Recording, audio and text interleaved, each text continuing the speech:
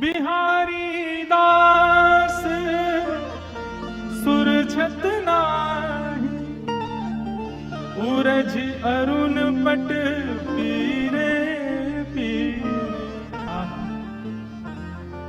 श्री बिहारी दास जी की स्थिति कैसी है?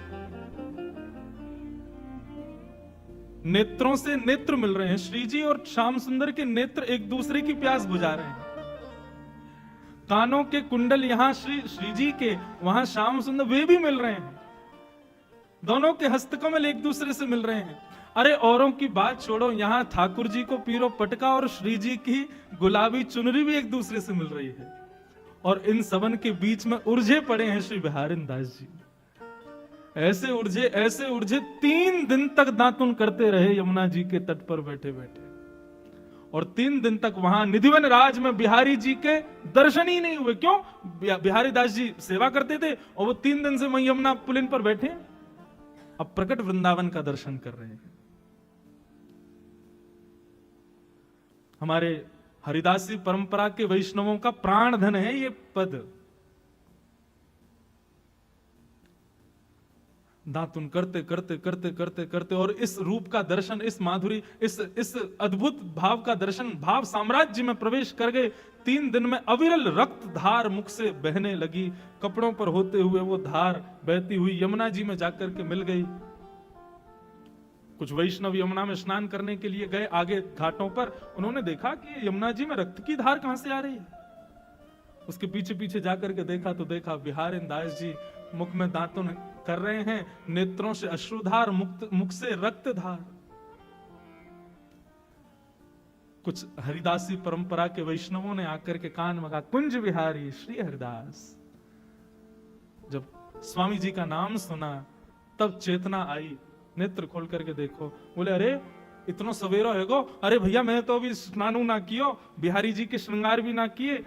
वैष्णवों ने रोका, बोले बिहारी दास जी आप कब बैठे थे यहाँ पे? बोले अभी अभी सवेरे भोर में आयो, दातुन कर रो, स्नान कर, अब जाऊं, अब मुझ क्षमा कर दियो, एक विलंब है। विलंब 3 दिन हो गए आपको, आप 3 दिन से बैठे हो यहाँ पर। 3 दिन से बिहारी जी भूखे प्यासे शयन शैया पे लेटे हैं, उनके श्रृंगार ही नहीं हुआ, दर्शन ही नहीं हुआ, भोग भी नहीं लगा।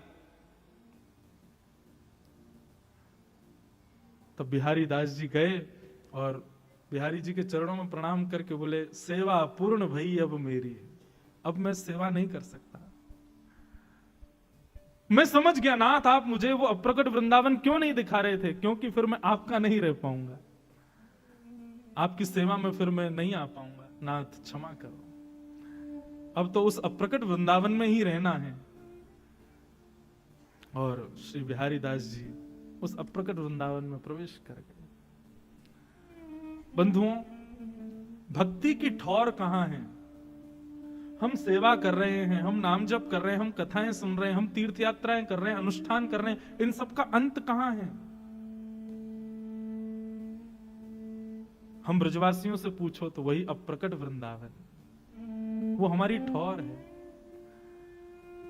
हमें लाल जी सदा ऐसे ही मिलते हैं। सुबह मैं कई बार लाल जी से प्रार्थना करके सोता हूं, रात्रि में शयन करा, मैं लाल जी कल सुबह ऐसे मिली हूं, कोई को नहीं बताऊंगा, मैं किसी से नहीं कहूंगा। सुबह जब उठाऊं तो ऐसे मिल जाइयो, फिर भले ही ऐसे रह जाइयो। एक बार तो अनुभव करा। कभी एकांत में ठाकुर जी के पास बैठे होते हैं, लाल जी से कहें, लाल जी थक गए होंगे, हार गए होंगे, पौड़ जाओ, मैं किसी से नहीं कहूंगा, आप लेट जाओ थोड़ी देर। जिस दिन वो स्थिति, अभी वो स्थिति नहीं आ रही, इसका मतलब हम चूक कर रहे हैं कहीं पर। जिस दिन वो स्थिति आ जाए, समझना बस अब हमारी ठौर है, यही हमारा सर्वस्व। ऐसे हमारे श्री बिहारी दास जी ये पद में गाता हूं, मेरा रोम रोम आनंदित हो जाता है। तब से हमारे बिहारी जी फिर गृहस्थियों की सेवा में आ गए, क्योंकि भैया ये विरक्तों के तो कोई पता ना है कब कहां चले जाएं। बिहारी जी बेचारे कहीं भूखे प्यासे बैठे रह जाए, इनकी कब भाव समाधि लग जाए कहा पता।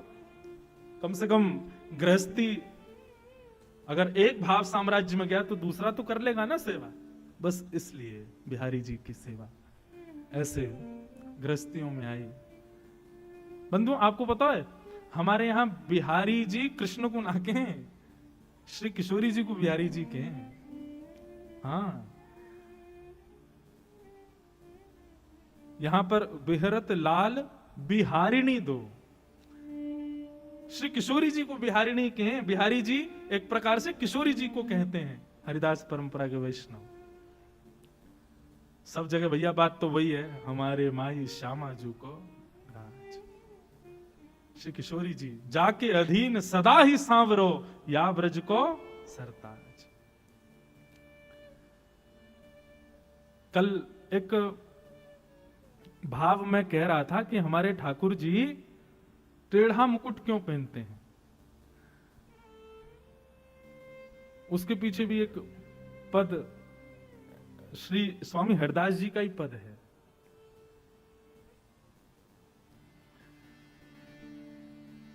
बहुत सुंदर पद है श्री स्वामी हरदास जी महाराज का।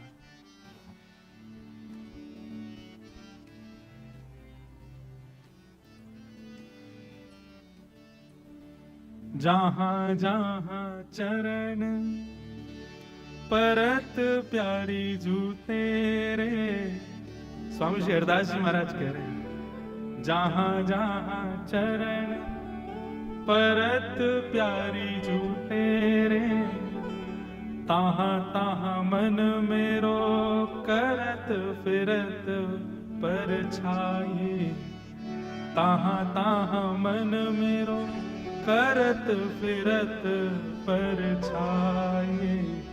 जहां जहां किशोरी जी के चरण जाते हैं तहां तहां ठाकुर। अच्छा, ठाकुर जी हमारे टेढ़े थोड़े ही हैं, ये लाल जी टेढ़े श्री जी ने कर दिए हैं, बुरो मत मानियो श्री जी वाले हो, ये लाल जी हमारे टेढ़े नहीं है। ये श्री जी कब कहां चरण रख दें तो ठाकुर जी अपने मुकुट को ऐसा करते हुए चलें कि वहां पर छाया पड़े, और श्री जी के चरणन को छाया पड़े, हमारे ठाकुर जी हमारे दुल्लर तिल्लर रह के और चलें कि भैया कहीं यहाँ छाया बनी रहे, छतरी बनी रहे। एक रासलीला का पद आता है, कैसे है,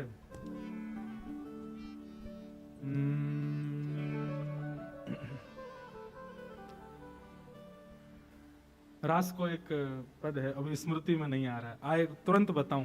ठाकुर जी टेढ़े कैसे भय वह मैं बता, मैं ठाकुर जी स्वयं। तो जहां जहां चरण परत प्यारी जू तेरे, ताहां ताहां मन मेरो करत फिरत परछाई। और अगली बात कितनी सुंदर, स्वामी शेरदास जी कह रहे हैं, बहुत मूर्ति मेरी चवर डुरावत, को बीरी खवावत, एक बार सीले जाही। आहा, ठाकुर जी जब निवृत्त निकुंज में श्री जी के संग विराजते हैं तो ठाकुर जी कभी श्री जी की चोटी गूंथने लग जाते हैं, लेकिन तभी ठाकुर जी को मन होवे ये पायल नीचे पड़ी है श्री जी के चरण में पहना दूं, तो ठाकुर जी चोटी छोड़ के जैसे ही श्री जी को पायल पहना, अरे बताओ अब महाश्रम है गया ना, वहां चोटी पूरी बना नहीं पाए, यहाँ पायल पहनाने आनो पड़ो, पायल पहना भी जामे। इतने ही किशोरी जी के मुखमंडल पर प्रश्वेत के बिंदु देखें सो ठाकुर जी चमर डोरावन लग जाए।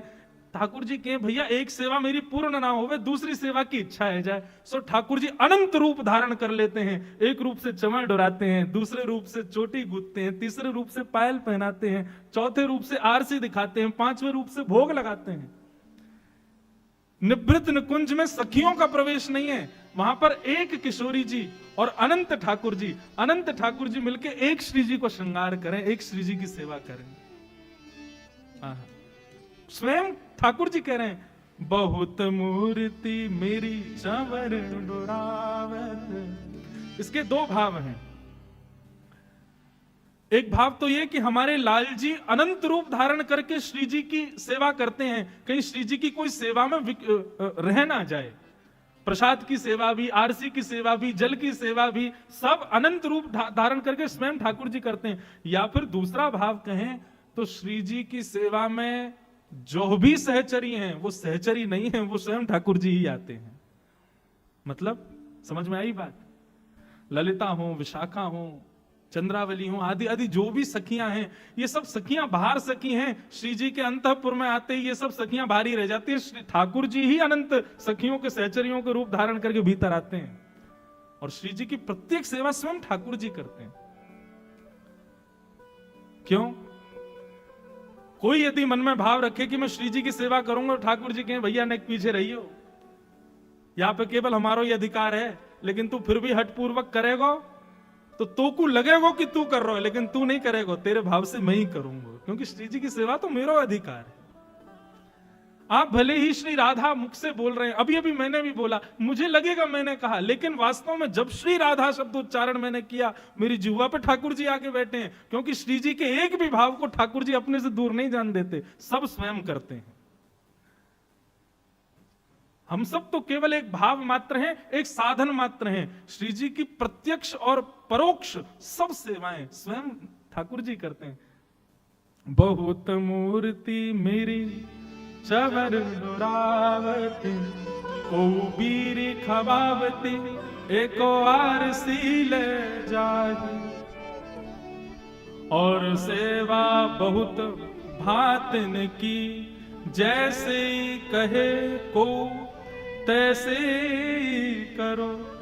जैसी स्वामिनी जी आज्ञा करेंगी, वैसी सेवा जैसी वो कहेंगी वैसी करने को मैं तैयार हूं। जो रुचि जानो जाही, जासे श्यामा जी को रुचि हो वो सब करने को हमारे लाल जी तैयार है।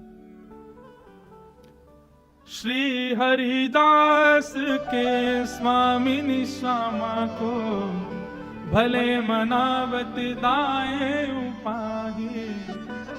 श्री किशोरी जी को मनाने में, रिझाने में, उनको सुख पहुंचाने में श्याम ठाकुर जी कोई अवकाश करते नहीं है।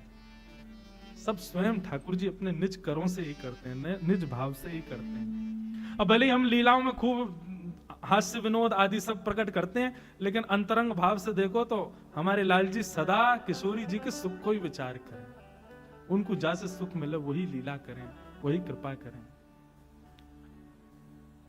तो ऐसी हमारी श्यामा जी, उनके दर्शन की अभिलाषा प्रकट भई है महादेव के हृदय में। ठाकुर जी ने आज्ञा करी कि उनको पुकारो, कृपा करेंगे, पधारेंगे। तब महादेव ने अनंत ऋचाएं प्रकट की, अनंत भाव प्रकट किए, और अनंत भाव साम्राज्यों को प्रकट करके महादेव दर्शन पाके आज एक निष्ठ रूप से विराज रहे हैं। ऐसी हमारी श्यामा जी को बारंबार प्रणाम।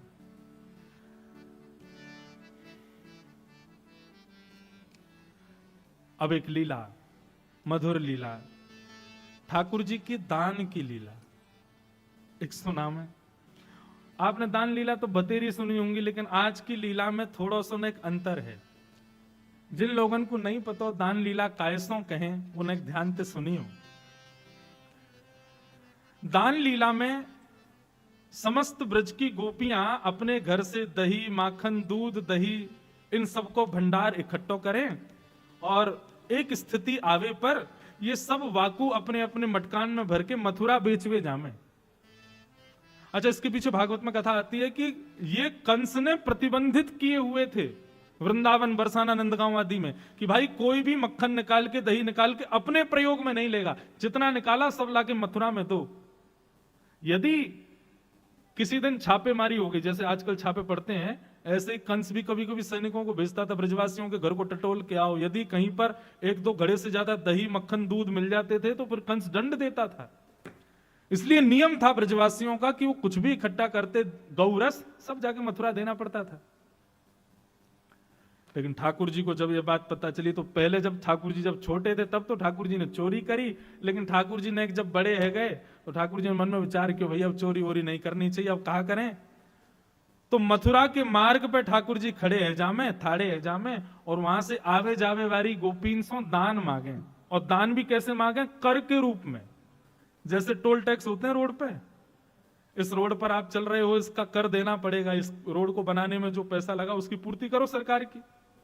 तो ऐसे ही ठाकुर जी ने नाकाबंदी बना रखी है मथुरा के मार्ग पे, और जैसी गोपियां वहां से आती हैं ऐसे ठाकुर जी ठाड़े आ जाए। हरी गोपी कितकू जा रही है? लाला मथुरा को जा रहे हैं, दूध बेचवे, दही बेचवे, मक्खन बेचवे। बोले रोड को कर दे के जाओ, या मार्ग को कर देना पड़ेगा। फिर वहां गोपियों के और ठाकुर जी के बड़े अद्भुत संवाद होते हैं। गोपी नहीं मानती तो फिर ठाकुर जी अदबद के उसकी मटकी फोड़ दें, या बाकी माखन को चुरा के भागें। ऐसी दान लीला प्रसिद्ध है। एक हमारे पूज्य नाना जी सुनाते थे एक बार चंद्रावली जा रही थी और वह चंद्रावली को देख करके ठाकुर जी ने रोक लियो। अब वो चंद्रावली जब दान लीला हो गई उसके बाद सखियों को बता रही मेरे संग कहा भयो। बोले नंद लाडले ने घेर लई, आज नंद लाडले ने घेर लई। कैसे घेर लई भैया? बोले मैं घेर लई मोते कहने लगो दही को दान दे।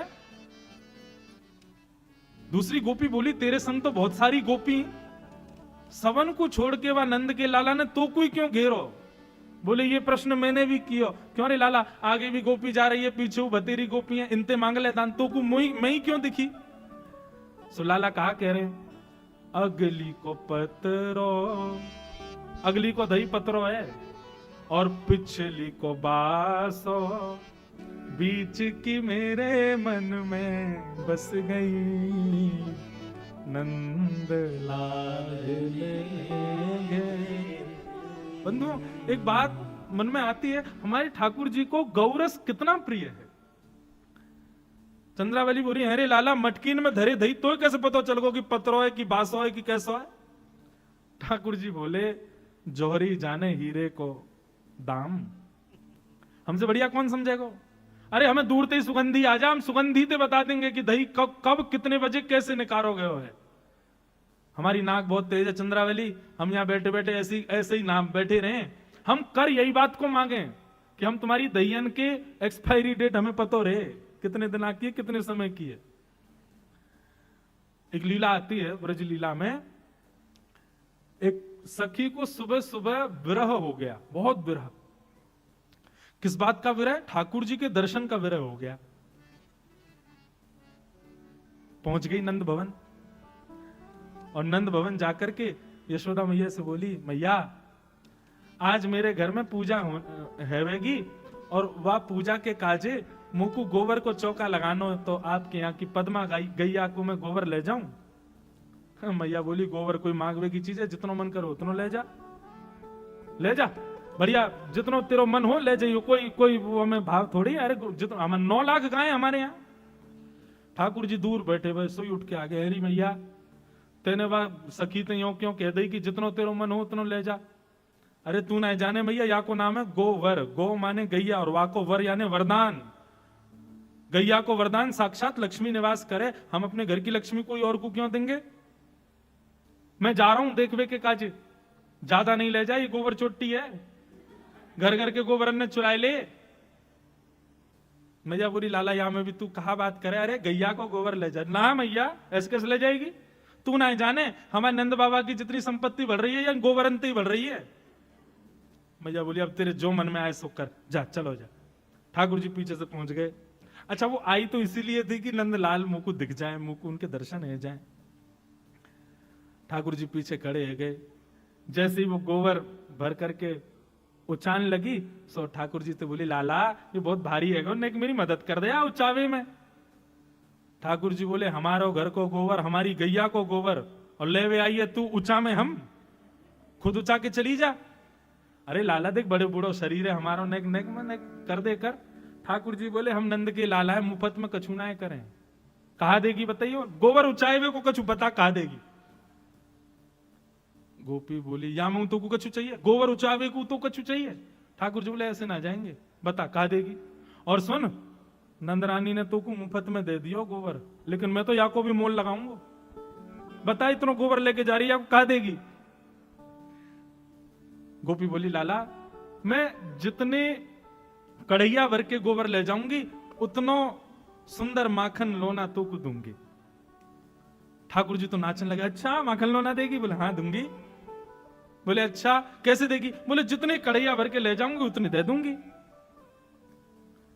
ठाकुर जी बोले हमारी गणित तो है ना, हम पढ़वे लिखवे तो गए ना, हमें तो पता ना तू कितनी ले जाएगी। अब 3 4 ये हम पे गिनती आती तो हम बताते, हमें आवे ही ना है कछु, हमें कैसे पता चलेगा तू कितनी लेके गई?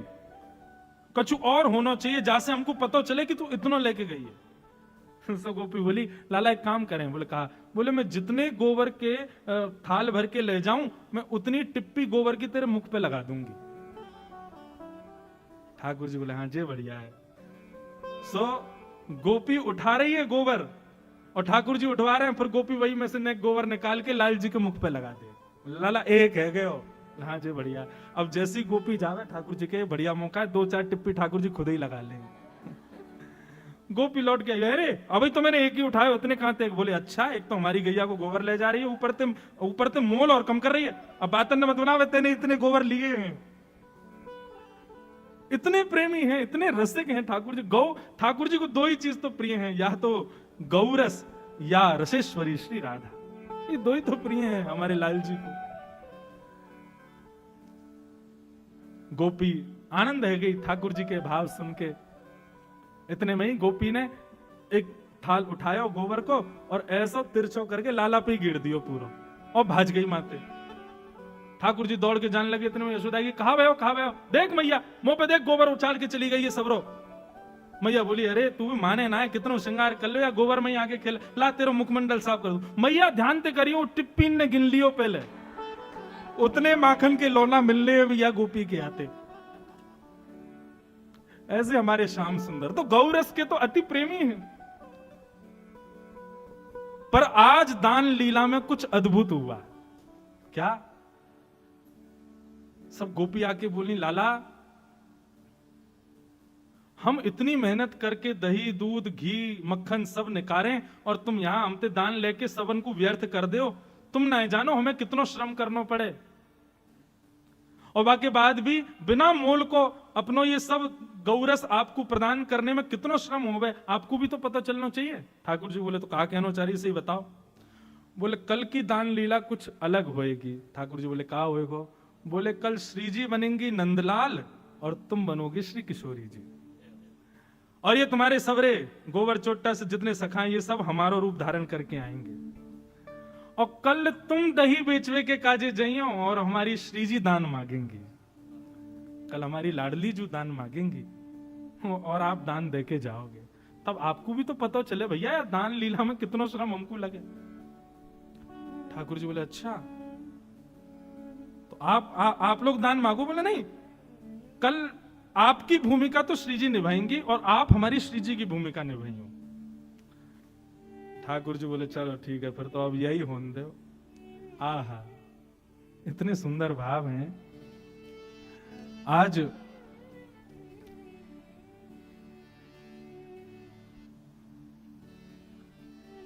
ठाकुर जी किशोरी जी का रूप धारण करके और सिर पर मटकुया रख करके, गजगामनी चाल चल करके, नाक में बेसर पहन करके, चुनरी ओढ़ करके, हाथन में कड़ूला धारण करके छम छम छम ध्वनि प्रकट करते हुए, ऐसी गजगामनी चाल चलते हुए हमारे ठाकुर जी आ रहे हैं, और संग में मर्दानी चाल चलते हुए मधुमंगल सुमंगल ये सब आ रहे हैं पीछे पीछे। ये वो गोपी बने आज, कभी मधुमंगल की चुनरी उतर जाए, कभी कछुआ जाए। ठाकुर जी हमारे बिल्कुल बढ़िया हैं, उनको कोई श्रम नहीं हुआ। वो तो जाने श्री जी कैसे बननो, क्यों श्री जी के दर्शन के काजे खूब नारी बन बन के जामे। परंतु आज ठाकुर जी की तो अद्भुत स्वरूप है। और श्याम सुंदर को आते देख, यहां मोर मुकुट धारण किए, पीतांबरी पहनी भई गौर वर्णा, श्री जी आज श्याम सुंदर के रूप में खड़ी हैं। और दूर से जैसे ही आते देखे हैं श्री जी के रूप में ठाकुर जी को, तो किशोरी जी ठाकुर जी के रूप में गा रही हैं, हमारो दान दे जारी। ध्यान से कहियो, ये हमारे ठाकुर जी नहीं गा रहे हैं, श्री जी गा रही हैं। लेकिन श्री जी को रूप ठाकुर जी को है, और गा कौन के लिए रही है? गा ठाकुर जी के लिए रही है, लेकिन ठाकुर जी आज श्री जी के रूप में है। हमारो दान दे जारी, नहीं दधी बेचवे वारी। हमारो दान दे जारी, नहीं दधी बेचवे वारी। हमारो दान दे जारी, नहीं बेचवे वारी। हमारो दान दे जारी, नहीं बेचवे वारी। सुनो, आप सब नागपुर वासियों सब श्री जी के तरफ के हो ना? अगर ऐसे दान मांगोगे तो हमारा लाला कभी ना देखो। अरे भैया मांगो अच्छे से, न बोलो न करताल बजाओ, बार बार इशारे करके कहो तभी दान मिलेगा। हमारो दान दे जारी नहीं दर्दी बेचवे वारी। हमारो दान दे जारी बेचवे वारी। नई अगिया नई साड़ी मटुकिया शीश पे भारी। नई अगिया नई साड़ी मटुकिया शीश में भारी। आज लाल जी चुपके से यशोदा मैया की साड़ी लेके आए हैं, मधुमंगल ने पहराई है। नेक से लाला भारी सी मटकी सिर पर धर के, बा बेचारी है कहीं गिर नहीं जाए, ऐसे चल के जा रहे हैं और श्री जी दूर से ही देख रही है। अच्छा, ठाकुर जी को स्वभाव कभी नोच के भाग जाएंगे, कभी आके नीचे कंकड़ फेंक जाएंगे, कभी मटकी हिला जाएंगे, वही श्री जी कर रही हैं आज। अब पता चले तुम्हें कैसा लगे। कभी ठाकुर जी की साड़ी खींच जाए, कभी यहाँ पे नोच के भाग जाए, कभी मटकी हिला जाए और ठाकुर जी वाकू संभाल रहे हैं। नई अंगिया नई साड़ी मटुकिया शीश पे भारी। नई अंगिया नई साड़ी मटुकिया शीश में भारी। चले तू चाल मत वारी, चले तू चाल मत वारी। चले तू चाल मत वारी। चले तू चाल मत वारी। नई दरी बेचवे वारी। चले तू चाल मत वारी। नई दरी बेचवे वारी। हमारो दान दे जारी नई दरी बेचवे वारी। हमारो दान दे जारी। नई दरी बेचवे बोल राधा स्वरूप कृष्ण की। जय हो।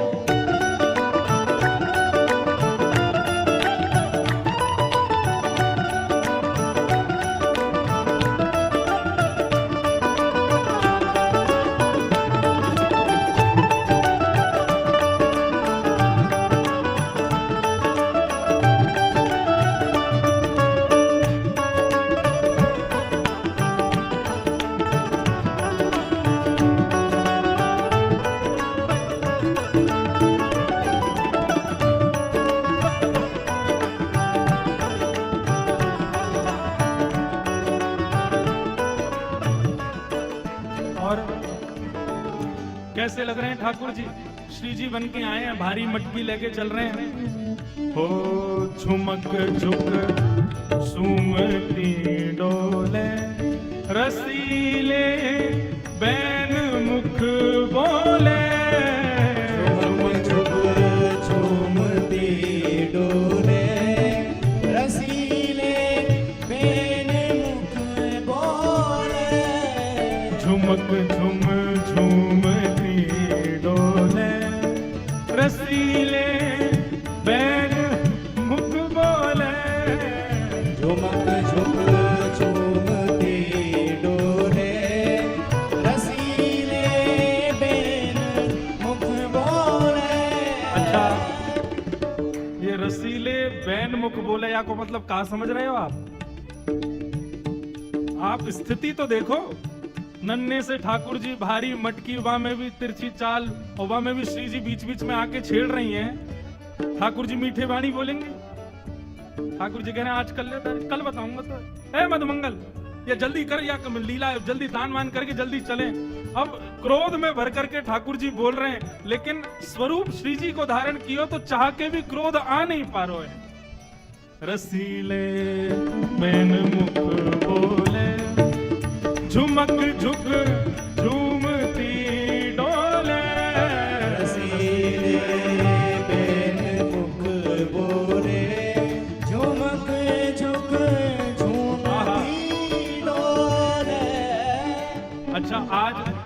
जी तो कृष्ण बनी है और ये ललिता विशाखा आदि ये सब मधुमंगल श्रीदामा बन के आई हैं।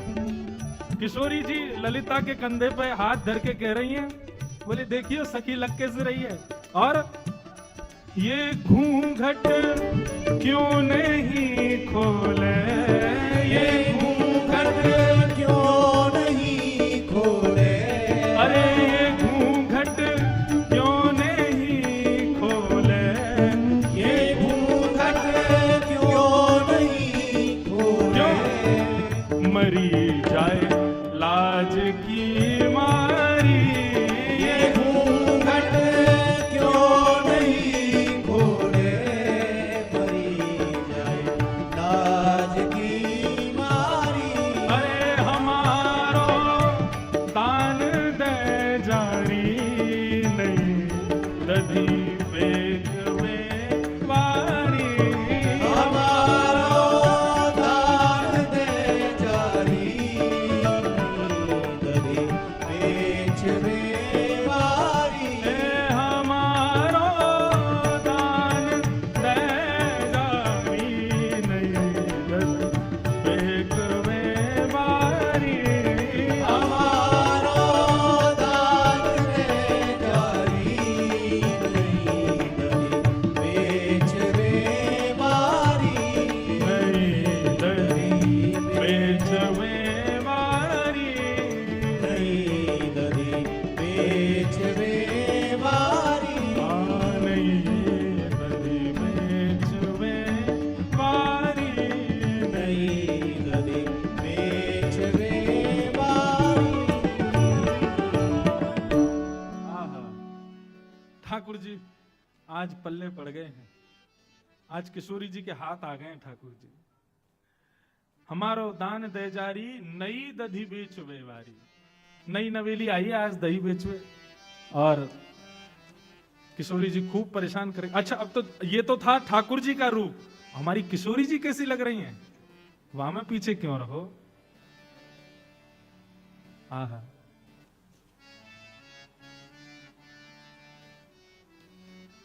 आहा, बहुत सुंदर पद है। श्री विठल विपुल बिहारी जी को पद है कि किशोरी जी ठाकुर जी के रूप में कैसी लग रही हैं। प्यारी तेरी चाल चितवैनी बाकी, प्यारी तेरी गाओ। चाल चितवन बाकी। अच्छा, केवल श्रृंगार ठाकुर जी को धारण करे आई हैं तो ऐसा थोड़ी है कि चाल ढाल श्री जी जैसी। आज तो पूरी ठाकुर जी बन के आई हैं, बोल भी वैसे ही बोल रही हैं, बैठ भी वैसे ही रही हैं, चल भी वैसे रही हैं, नेत्रन को भी वैसे ही मटका रही हैं।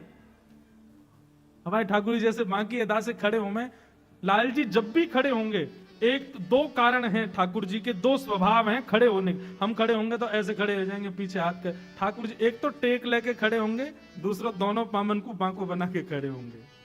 आहा, प्यारी तेरी चाल चितवनी बाकी, प्यारी तेरी चाल चितवन बाकी। और कैसी लग रही है श्री जी। बांके बसन आभरण बांके, बांके बसन आभरण बांके। कल हमने ठाकुर जी को श्रृंगार किया तो सुबह सब डांडनिया परिवार सब आवे दर्शन करवे। कल हमने सर्वेश भैया से कहा, लाल जी कैसे लग रहे हैं। तो महाराज जी ने थोड़े वस्त्र जो है टेढ़ो सो है। मैंने कहा ये टेढ़ो ही रहेगा।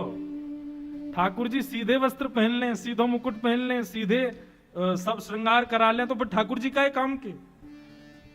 श्री जी को सब सीधो सीधो है, ठाकुर जी को सब टेढ़ो ही टेढ़ो है। और सही बताऊं, अगर सीधो वस्त्र धारण कर भी लें तो हम जानबूझ के टेढ़ो कर दें वाको। बांके वसन आवरण बांके, बांके बसन आवरण बांके। बंक रेख उर आकी, बंक रेख उर आकी, प्यारी तेरी चाल चितवनी बांके प्यारी। प्यारी तेरी चाल चितवनी। लीला अपनी तरफ है। ठाकुर जी कैसे चल रहे हैं, किशोरी जी छेड़ रही हैं, और किशोरी जी श्री जी ठाकुर जी के भाव से लाल जी को खूब आज जो है छेड़ रही हैं। ये सब लीला अपनी तरफ है, लेकिन जब जब समय मिल रहा है ठाकुर जी भी घूंघट करके श्री जी को देख रहे हैं। हाँ, बड़ी प्यारी लग रही हैं, आज हमारी तरह खड़ी हैं। जब किशोरी जी कुछ कह रही हैं, ठाकुर जी बड़े ध्यान से देख रहे हैं। अच्छा, बिल्कुल जैसे श्याम सुंदर बोलते हैं वैसे ही बोल रही हैं। बंक स्वभाव मिलन बाकी प्रिया, बंक स्वभाव मिलन बाकी प्रिया। बंक कोर रही झांकी, बंक कोर रही झांकी। प्यारी तेरी चाल चितवनी बांकी। प्यारी तेरी चाल चितवनी बांकी। श्री विठ्ठल विपुल बिहारी बांके मिले, श्री विठ्ठल विपुल बिहारी बांके मिले। विठ्ठल विपुल बिहारी बांके मिले, विठ्ठल विपुल बिहारी बांके मिले। ताते तू फिरत निशान की, ताते तू फिरत निशान। प्यारी तेरी चाल चितवनी बांकी। प्यारी तेरी चाल चितवनी बांकी। श्री कृष्ण रूप किशोरी जू की। महाराज किशोरी जी अपने रूप में रहें, ठाकुर जी अपने रूप में रहें तो सखा सखीन को मोहित करें, लेकिन किशोरी जी कृष्ण रूप और कृष्ण किशोरी जी रूप में आ जाएं तो एक दूसरे को मोहित कर लें। आह, आज तो इतने सुंदर लग रही हैं। तो आज हमारे लाल जी श्री जी बन के आए हैं, और लाल जी जितना अत्याचार करे इन गोपीन पे, श्री जी आज पहले से लिस्ट बना के लाई हैं, सब कर रही हैं। अरे आगू तो पता चले ही काका करे।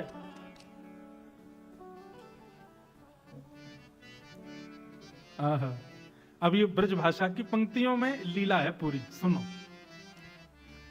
कहां चली मुख मोड़ के गुजर चतुर सुजान, कितको भली जात हो देव हमारो दान। कहां चली मुख मोड़ के गुजर चतुर सुजान, कितको भूली जात हो देव हमारो दान।